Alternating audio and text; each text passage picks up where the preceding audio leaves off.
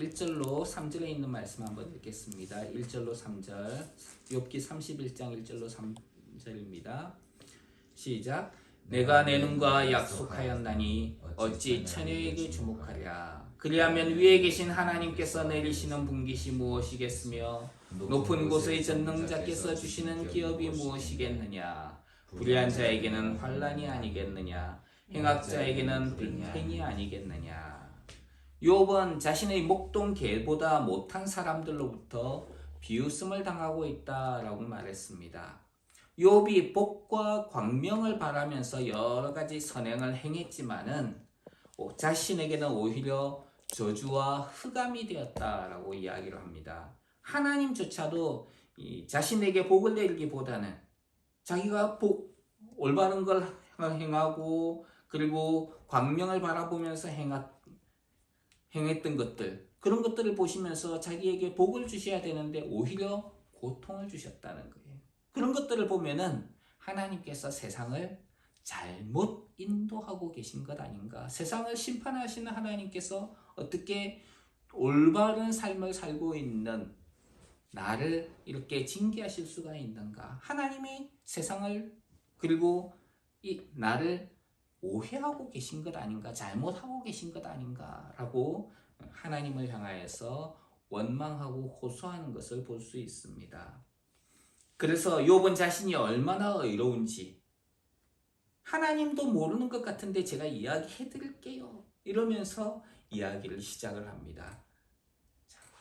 그것이 오늘 욥기 31장의 이야기입니다. 그래서 욥이 스스로 의롭게 여기고 있다는 것을 한번 생각해 볼 수 있습니다. 욥은 자신의 의로움을 위해서 약속을 했다라고 이야기를 합니다. 무엇을 약속을 했느냐? 그것은 자기 눈과 약속을 한 것이다 이야기합니다. 눈은 보는 것을 기능으로 하고 있습니다. 근데 눈과 무슨 약속을 했느냐? 자기 눈을 처녀에게 주목하지 않겠다는 것입니다. 처녀라고 하면은 아리따운 여자를 가리키는 것이지요. 결혼을 한 남자가 처녀를 바라본다는 것은 그거는 잘못된 것입니다. 자기 배우자 외에 다른 여자를 찾는 것을 말하는 것이지요. 욥은 자기 배우자 외에 다른 여자에게 주목하지 않았고 그 여자가 아무리 이쁘다 하더라도 그 여자를 따라가지 않았다. 그 여자의 행하는 것을 눈이 따라가지 않았다라고 이야기를 합니다. 배우자 외에 다른 여자를 취하는 것이 고대에는 어떻게 보면 아무런 문제가 되지는 않았어요. 특히 처녀의 경우에는 결혼을 하지 않은 여자였기 때문에 그를 아내로 취하는 것은 문제가 없었던 것입니다. 그래서 옛날에 보면은 이제 그래서 한 명의 남자가 여러 명의 아내를 두는 것을 암묵적으로 허용한 경우가 많이 있었습니다. 카자흐스탄도 그리고 이슬람 지역에 있는 사람들도 이제 남자 한 명에 4명의 아내까지 두는 것을 허용을 했었어요. 그런데 나이 많은 늙은 사람이 젊고 아름다운 여자를 취하는 것은 그것도 잘못된 것이다는 것입니다. 왜냐하면 자기 욕심에 이끌렸고 그리고 자기 정욕대로 행하는 것이기 때문이라는 것이죠. 성경은 자기 욕심과 정욕대로 사는 것에 대해서 세상으로부터 쫓아온 것이지 하나님을 따르는 것이 아니다라고 말씀합니다. 그렇기 때문에 자신의 정욕과 욕심을 따라 행하는 것은 하나님을 따르는 것이 아니라 세상을 따르는 것이고 곧 죄에 속한 것이다 라고 이야기를 하고 있습니다. 그리고 죄의 삭은 사망이다 라고 성경은 말씀하고 있는 것이죠. 이것은 다른 말로 하자면 하나님으로부터 복과 유업을 받을 수가 없다는 것을 말하게 됩니다. 욥은 자기 욕심과 정욕을 따라 사는 의롭지 못한 이들에게는 어려운 일이 찾아올 것이다 라고 이야기를 했습니다. 악을 행하는 이에게는 재앙이 찾아올 것이라고 이야기를 합니다. 성경은 하나님의 진노가 불의로 진리를 막는 사람들의 모든 경건치 않음과 불의에 대하여 하늘로부터 쫓아 나타난다. 하나님의 진노가 반드시 임한다라고 악을 행하는 자에게 임할 것이다 라고 이야기합니다. 그렇기 때문에 하나님을 아는 자들은 특별히 하나님을 더 잘 알고 하나님께 감사와 영광을 올려야 되는 것이지요. 성경 출애굽기 10계명에는 이런 말씀이 있습니다. 내 이웃의 집을 탐내지 말라. 내 이웃의 아내나 그의 남종이나 그의 여종이나 그의 소나 그의 낙이나 무릇 내 이웃의 소유를 탐내지 말지니라. 하나님께서 주신 자신의 배우자 외에 다른 집의 아내를 탐내는 것, 내 이웃의 소유를 탐내는 것이지요.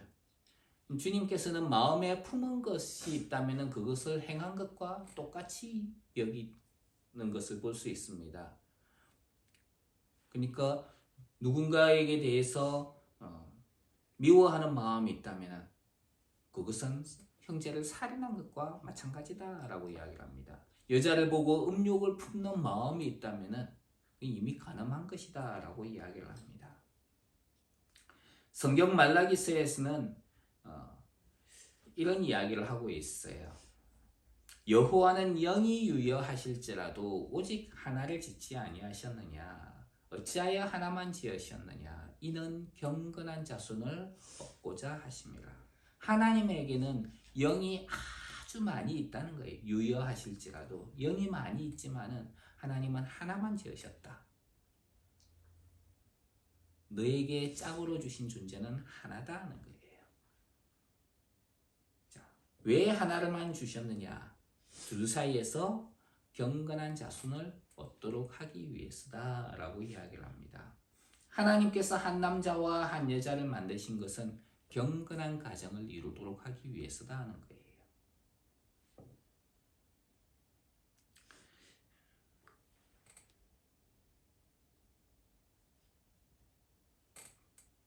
말라기에 따르면 경건한 자손이라고 하는 것은 하나님, 자녀는 하나님으로부터 온다라고 생각을 했습니다. 배우자 이외의 여인에게서 하나님께서 자손을 주시지는 않을 것이다. 잘못된 방법을 통해서 하나님은 자녀를 주시지 않는다. 그리고 복을 주지 않는다. 이것이 고대인들의 생각이었고 욥의 생각입니다. 근데 이것이 단순히 경건한 자녀만이 아니라 경건한 자녀가 하나님의 복이라 그랬잖아요. 그러니까 잘못된 것을 통해 가지고 하나님께서 복을 주시지 않는다는 거예요. 그러면 악한 사람들에게 하나님이 복을 주시는 것은 그들이 잘 되는 건 잘못된 것이다. 하나님이 뭔가 잘못하고 있다. 그리고 자기가 의롭게 살았는데 자기에게 고통이 오고 있다. 그것도 하나님이 잘못하고 있는 것이다 라고 이야기를 하고 있는 것입니다. 그러면서 욥은 자기 생각이 하나님의 생각 그리고 하나님의 행하심보다 훨씬 더 의롭다라고 지금 이야기를 하고 있는 것이죠. 사실 고대에서부터 혼외자의 경우에는 사생자라고 부르죠. 그런 사람들의 경우에는 복을 받지 못하는 존재로 여겨졌습니다. 그래서 신명기라는 성경에 보면은 사생자는 여호와의 총회에 들어오지 못한다라고 이야기를 합니다. 법률상의 부부가 아닌 남녀 사이에서 태어난 사람을 사생자라고 이야기를 하죠. 이들은 하나님과 상관없이 태어난 자녀들입니다. 자녀이지만 자녀 취급을 받지 못하는 존재예요.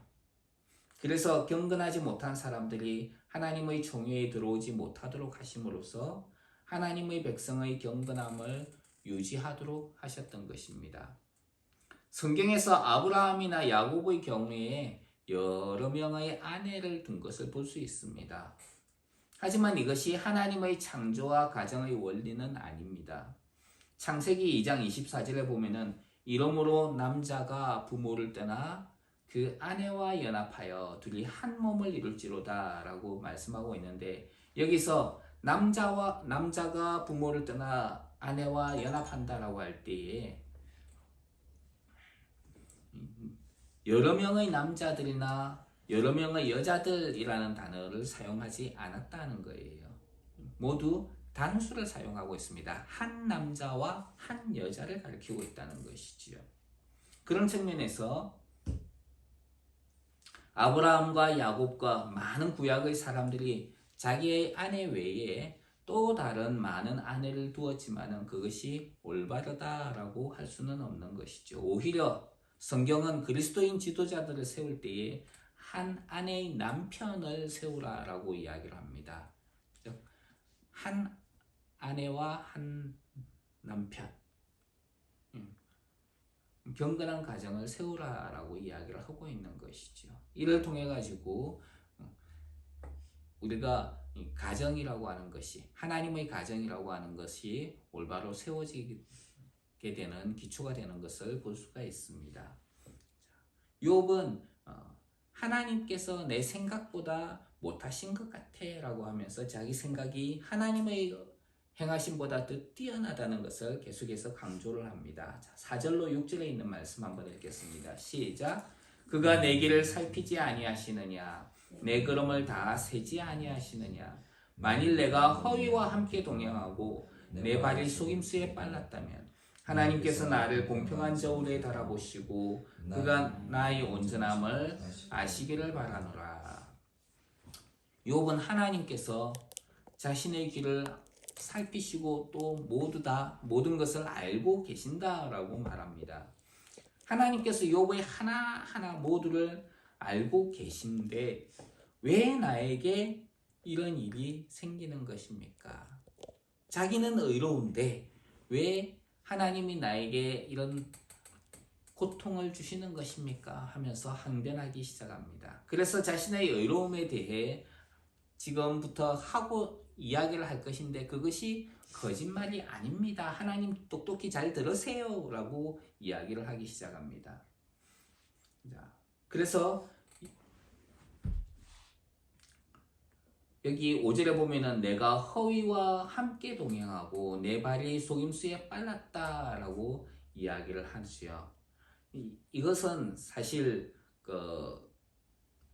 개역 한글 성경에 보면은 허위와 함께 동행한다, 누군가를 속이는 것이죠. 자, 그런 것들은 하나님께서 이미 알고 계신다는 것입니다. 또 여기에 공평한 저울이라고 하는 말이 나오는데 공평한 저울은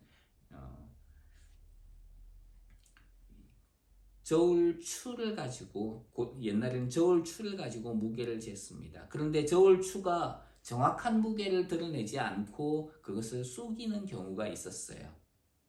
저기 시장에 가면 카자흐스탄에도 따스닥이라든지 이런 시장에 가면은 물건 살 때에 사람들이 잘 안 보이니까 일부러 무거운 걸 갖다가 탁 얹어가지고 무게를 속이는 경우가 있습니다. 예수님을 안 믿는 사람들이 많이 그렇게 하지만은 그렇게 속는 사람이 잘못됐다라고 이 사람들은 그렇게 생각을 해요. 그런데 하나님은 그런 것조차도 심판하신다는 것입니다. 저울추가 정확하지 않은 무게를 가졌다면 그건 문제가 되는 것이죠. 고대에도 현대에도 장사하는 사람들이 그렇게 저울추의 무게를 속이는 경우가 많이 있습니다. 욥이 나를 공평한 저울에 달아보시고 나의 온전함을 아시기를 원합니다 라고 한 것은 나는 그렇게 속이는 저울추가 아니다는 거예요. 하나님이 모든 것을 아시니까 나도 아실 거 아니에요. 근데 하나님은 왜 그러시는 겁니까? 라고 항변하고 있는 것이지요. 하나님을 향하여 자신이 의롭지 않았다는 의심이 있다면 자신을 친히 확인하시고 자기가 하나님의 기준에 미치지 못하는 사람이 아니라는 것을 하나님께서 알아주셨으면 좋겠다. 하나님이 조금 전에 안다고 했으면서 모든 것을 아시는 분이라고 했으면서 하나님 좀 알아주세요 라고 다시 한번 이야기하고 있는 것은 욥이 하나님을 향하여서 그 신실함을 의심하고 있는 것입니다. 하나님 앞에는 생명책이라는 책이 있어요. 거기에는 우리의 모든 행위가 기록되어 있습니다. 진실로 우리의 모든 생각과 행위를 알고 계신 것이지요. 그래서 우리 믿음의 선배들은 코람데오라는 말을 항상 생각했습니다. 이 말은 내가 항상 하나님 앞에 있다는 거예요. 그렇기 때문에 항상 내가 하나님 앞에 있다는 것을 기억을 한다면 내가 죄를 짓지 못하게 될 것이고 하나님 앞에 올바른 삶을 살게 될 것이다 하는 것을 항상 떠올리게 되는 것이죠. 그래서 하나님께 예배하며 감사하게 될 것입니다. 욥이 하나님을 향하여서 나를 공평한 저울에 달아보십시오라고 이야기한 것은 그러면서 나는 의롭습니다 라고 욥이 이야기할 수 있었던 것은 자기가 아는 지식에 근거해 한 거예요. 내가 알기로는 나는 잘못한 것이 없습니다. 하나님께서 나에게 가르쳐 주신 것에 의하면 나는 잘못한 게 없어요. 자기 기준에 의해서 자기 자신을 판단을 한 거예요. 다른 말로 하자면 나는 율법으로는 죄를 짓지 않았어. 율법의 기준으로는 문제 없다는 거예요. 그게 법을 하는 사람들은 그리고 이 많은 국회의원들이라든지 이런 사람들은 그런 걸 이용해 가지고 법을 통해서 악용을 하기도 합니다. 나는 그렇지 않아. 자, 아까 했던 이야기 중에 형제를 대하여 화를 품으면은 예수님은 살인한 자라 그랬어요. 자, 그런데 율법에는 뭐라고 되어 있느냐면은 내 이웃을 살인하지 말지니라 이렇게 되어 있습니다. 그래서 살인을 안 하더라도 미워할 수는 있었어요. 미워하는 건데 너는 미워만 했지 살인하지는 않았어. 이렇게 이야기할 수 있어요. 왜? 율법에는 살인하지 말라라고 했지 미워하지 말라는 이야기는 없거든요. 그래서 율법의 기준에서 보면은 나는 그 글자 그대로를 지켰어. 이게 되는 겁니다. 욥은 자기가 알고 있던 데에서 나는 내가 알고 있는 범위 가운데에서 올바르게 행했다라고 이야기를 합니다. 이것을 뭐라고 이야기하느냐 하면은 다른 말로는 율법 아래에 사는 삶이라고 이야기를 합니다. 나는 살인하지 않았어. 나는 남의 것을 훔치지 않았어. 그냥 저게 내 거였으면 좋겠다라고 생각은 했지만 난 그것을 가져오지는 않았어. 그걸로 자기는 되었다 라고 생각을 합니다. 저 이쁜 여자가 있어. 저 여자랑 같이 지냈으면 좋겠어 라고 생각하는 것은 괜찮다는 거예요. 그런데 실제로 그렇게 살지 않았기 때문에 그건 괜찮다라고 이야기를 합니다. 그거는 율법 아래에 사는 삶이에요. 율법의 기준에 의해서 나는 그렇게 하지 않았다는 거죠. 그걸 율법 아래에 사는 삶이라고 이야기합니다. 그런데 우리는 사실 율법 아래에 있는 사람이 아니라 은혜 안에 있는 사람입니다. 하나님의 은혜. 그래서 하나님의 은혜의 기준에서 보면은 그건 잘못된 거예요. 성경에 의하면 모든 사람은 죄인이다라고 이야기를 합니다. 사람들은 죄를 지은 행위로 인해서 죄인이 되는 것이 아니라 존재 자체가 죄인입니다. 그래서 하나님의 영광과 그 기준에 미치지 못하는 존재가 우리 사람들이라는 것이죠. 그래서 누구든지 온 율법을 지키다가 그 하나에 그치게 되면은 율법을 범한 자가 된다라고 말씀합니다. 그래서 간음하지 말라라고 하신 분이 살인하지 말라라고 했기 때문에 내가 살인은 안 해도 간음을 하게 되면은 율법을 범한 것이 됩니다. 욥의 시대가 아브라함 시대의 기라면은 아직 율법이 주어지지 않았을 때일 수도 있어요. 그런데 이때에도 사람들은 자연과 양심이라는 도덕을 통해 가지고 하나님의 법을 알고 있습니다. 그런 사람들을 향해서 율법이 없이 범죄한 사람들은 그들의 기준을 가지고 스스로 하나님의 심판에서 벗어날 수 있는 존재가 없다라고 이야기를 합니다. 모든 인류에게는 하나님의 심판이 내려지게 된다는 것이지요. 하나님의 기준이 있고 그래서 모든 사람들에게는 자연과 양심, 율법이라는 도구를 통해서 하나님의 심판의 기준이 내려지고 그리고 그것에 의해서 심판을 받게 된다는 것입니다. 여기서 벗어날 수 있는 사람은 아무도 없다는 것이죠. 그래서 율법과 양심의 기준으로는 사람이 하나님 앞에서 의롭다함을 받을 수 없게 되는 것입니다. 그런데 하나님은 사람들을 구원하시기 위해서 율법 외에 또 다른 하나님의 의를 보내주십니다. 율법은 우리를 의롭다고 할 수 없어요. 그런데 무엇이 의로운가를 보여줄 수는 있습니다. 근데 우리가 그 율법을 따라서 살 수는 없어요. 근데 하나님께서 율법 말고 다른 하나님의 의를 보내주셨습니다. 우리를 의롭게 하기 위해서. 하나님의 아들 예수 그리스도를 보내주신 것이지요. 그래서 우리를 대신하여서 하나님 앞에 속죄 제물이 되어주셨습니다. 그래서 예수 그리스도를 믿음으로 전에 지은 모든 죄를 용서하시고 그를 믿는 자들에게 하나님의 의를 받게 해주셨습니다. 그래서 우리가 하나님 앞에서 의롭다고 인정을 받는 것은 율법이나 양심, 율법대로 살았고 내가 양심을 따라 살았기 때문에 의롭다고 인정을 받는 것이 아니라 예수 그리스도를 믿음으로 하나님 앞에서 의롭다고 인정을 받게 되는 것입니다. 그래서 우리는 더 이상 율법 아래 사는 사람들이 아니라 하나님의 은혜 아래 사는 사람들로 살아야 되는 것입니다.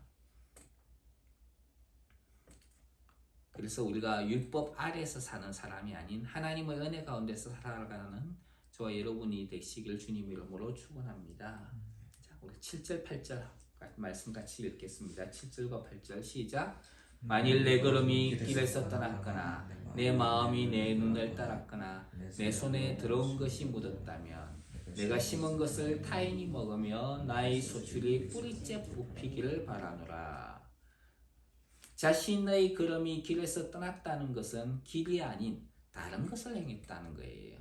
원래 정해져 있는 길이 아니라 다른 것을 정했다는 거예요. 정상적인 방법이나 올바른 방법이 아닌 다른 속임수를 썼다는 것입니다. 눈은 가려서 보이지 않습니다. 눈은 가려서 보지 않습니다. 눈이 보는 대로 무엇인가를 소유하려고 한다면 끝이 없을 거예요.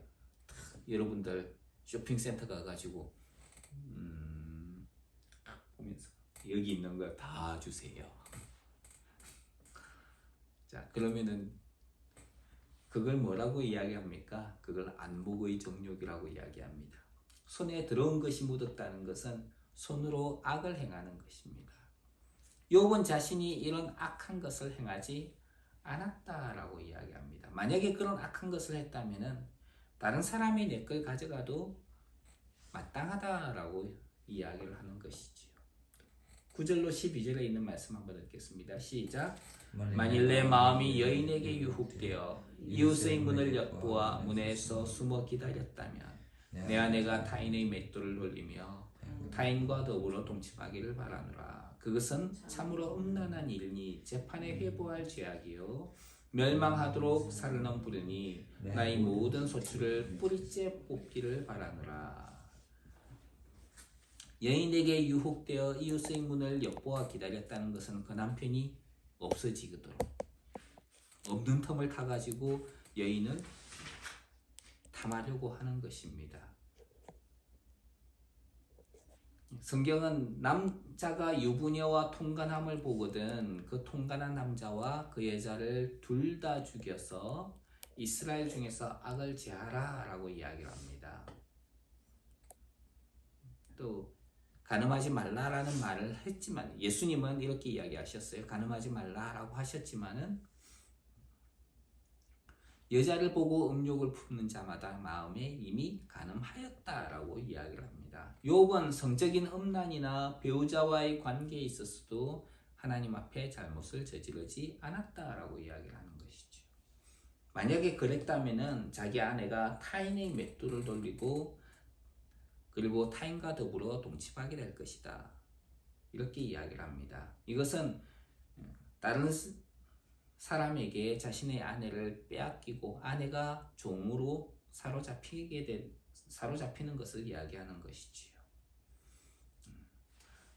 욥은 나는 그런 악을 행하지 않았다. 그건 잘못된 것이다. 라고 이야기를 합니다. 또 13절로 15절에 있는 말씀 한번 읽겠습니다. 시작. 만일 남종이나 여종이 나와 더불어 쟁론할 때에 내가 그의 권리를 저버렸다면 하나님이 일어나실 때에 내가 어떻게 하겠느냐? 하나님이 심판하실 때에 내가 무엇이라 대답하겠느냐?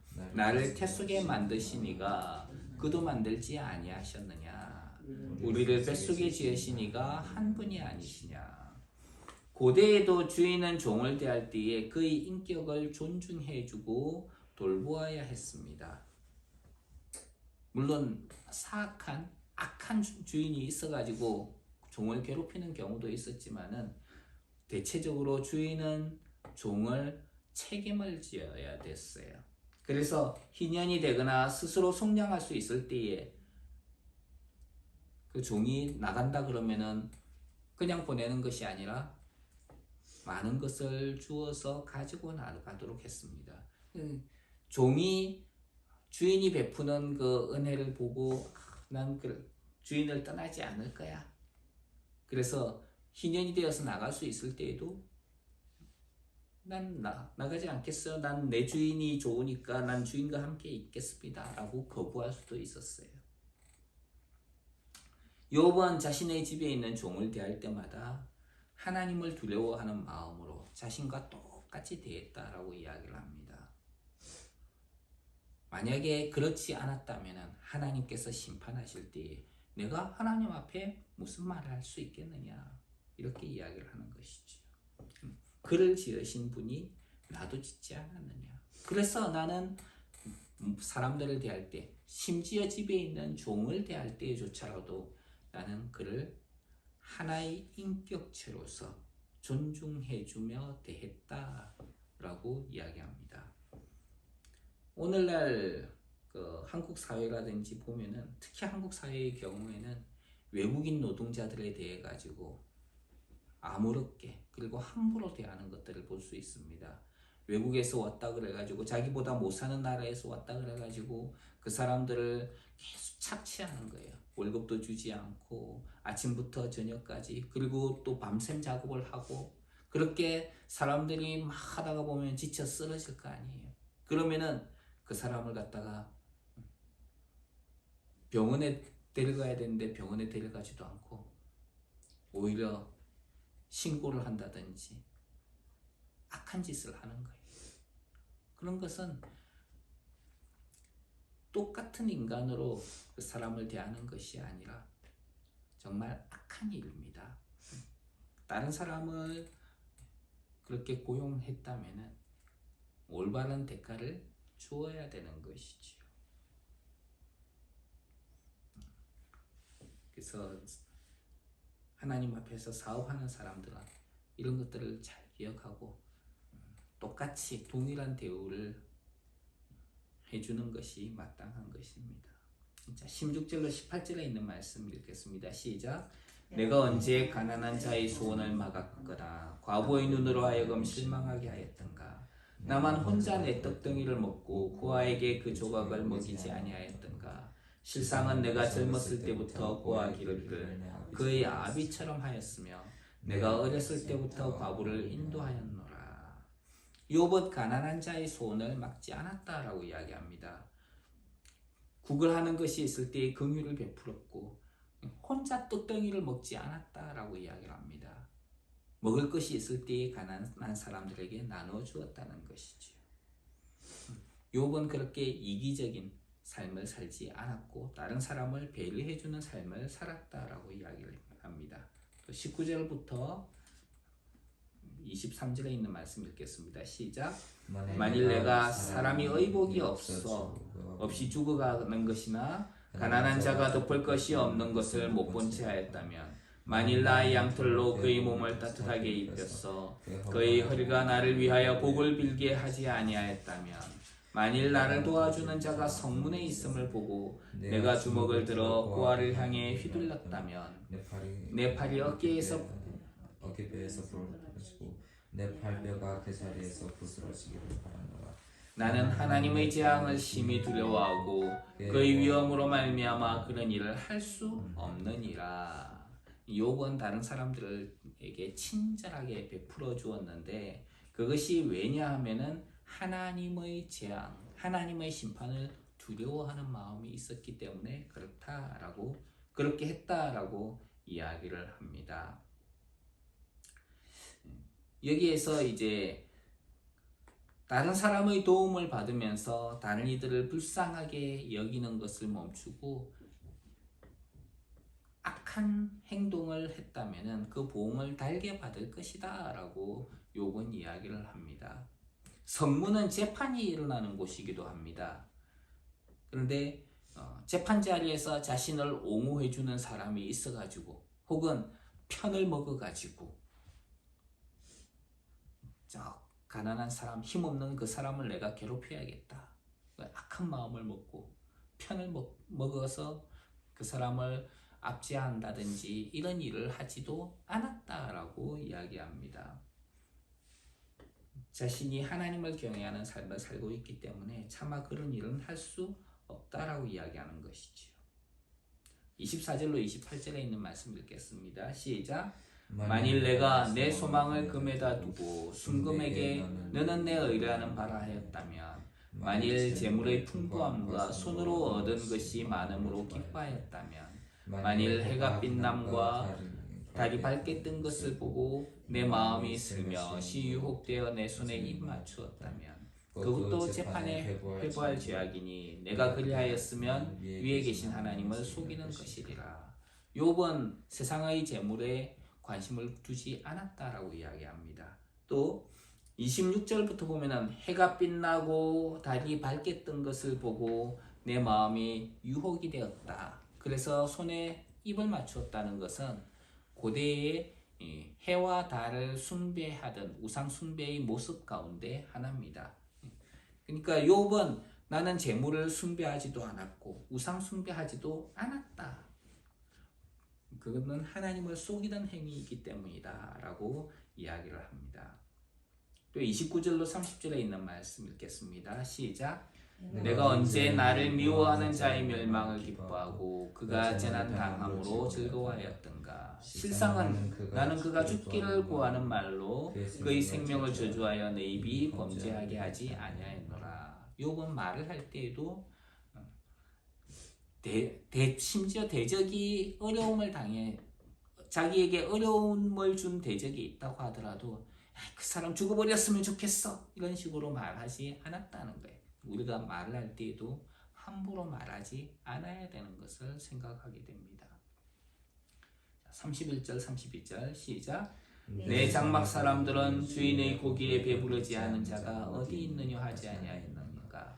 실상은 나그네가 거리에서 자지 아니하도록 나는 행인에게 내 문을 열어 주었노라. 욥은 모르는 사람들에게까지 그렇게 자신의 선행과 긍휼을 베풀었다라고 이야기를 합니다.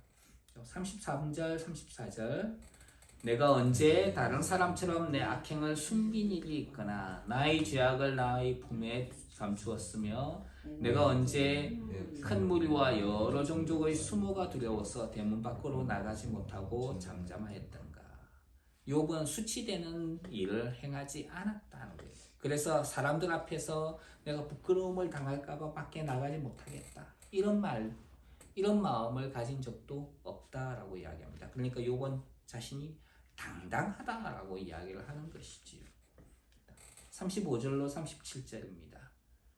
시작. 누구든지 나의 변명을 들어다오 나의 서명이 여기 있으니 전능자가 내게 대답하시기를 바라노라. 나를 고발하는 자가 있다면 그에게 고소장을 쓰게 하라. 내가 그것을 어깨에 매기도 하고 왕관처럼 머리에 쓰기도 하리라. 내 그름의 수요를 그에게 알리고 왕족처럼 그를 가까이 하였으리라. 나는 정말 깨끗하게 살았다는 거죠. 이렇게 살았는데 하나님 당신은 지금 나에게 어떻게 하고 있습니까? 한번 대답해 보십시오. 왜 나에게 이런 고통을 주고 있는 것입니까? 누군가가 나에게 욥이 잘못했어요 하고 말한 것이 있습니까? 그 증거를 가지고 고소장을 쓰게 해보십시오. 내가 오히려 그 고소장을 들고 내가 이렇게 살았어. 그것을 자랑스럽게 여길 것이다. 이렇게 이야기합니다. 그 정도로 욥은 자기가 깨끗하고 잘못한 것이 없다 하는 것을 자랑하는 것이지요. 38절로 40절에 있는 말씀 읽겠습니다. 시작. 만일 내 밭이 나를 향하여 부러지고 밭 이랑이 함께 울었다면, 만일 내가 값을 내지 않고 그 소출을 먹고 그 소유주가 생명을 잃게 하였다면, 밀 대신에 가시나무가 나고 보리 대신에 독보리가 나는 것이 마땅하니라 하고 욥의 말이 그치니라. 밭이 부러지고 밭 이랑이 운다라는 말은 올바르지 못한 것을 행했기 때문에 하나님께 호소를 하는 것을 말합니다. 자기가 돌보는 존재들에게 욥이 긍휼을 베풀었는데, 자기를 만나는 사람들에게 욥이 그렇게 긍휼을 베풀었는데, 욥은 심지어 땅에게도 이렇게 긍휼을 베풀었다는 거예요. 만약에 땅에게 긍휼을 베풀지 않았다면 밭도 하나님께 호소하게 될 것이다. 욥의 시대에 성경에서는 안식년과 희년이라는 제도가 있었어요. 그것을 하나님께서는 지키도록 이야기를 하셨습니다. 이 당시에 안식년과 희년의 제도가 만약에 없었다 하더라도 욥은 자기 밭에 대해서도 긍휼을 베풀었다는 거예요. 하나님께서 주신 소유에 대해서도 긍휼을 베풀었다. 자, 여기에서 보면은 욥이 자신의 의로움을 위해서 제시한 것들을 볼 수 있어요. 나는 내 눈과 언약을 세웠고, 나는 잘못된 길로 행하지도 않았고, 마음의 정욕대로 살지도 않았고, 그리고 사회적인 약자라든지 이런 사람들을, 종을 비롯한 약자들을 돌보았고, 그리고 세상의 재물과 우상 숭배에서 나를 깨끗하게 했다. 그리고 대적에게도, 그리고 나그네에게도 친절을 베풀었다. 심지어는 땅에 대해서도 나는 올바른 삶을 살았다. 올바로 대해주었다. 비록 그들이 잘못했다 하더라도 내가 그들에게 은혜와 긍휼을 베풀었다. 근데 하나님은 자기 백성, 자기를 경외하는 나에게 왜 이런 큰 고통을 주는 것입니까? 이렇게 본다면은 욥이 의로운 존재예요? 하나님이 의로운 존재입니까? 하나님보다 욥이 더 의롭다. 하나님 잘못하고 있는 거예요. 이 욥의 지금 교만한 것을 볼 수 있습니다.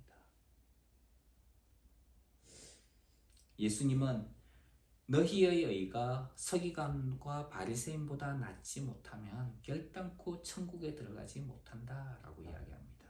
우리가 의롭다고 하는 것은 사람의 기준에 의해서가 아니라 하나님으로부터 말미암는 것이지요.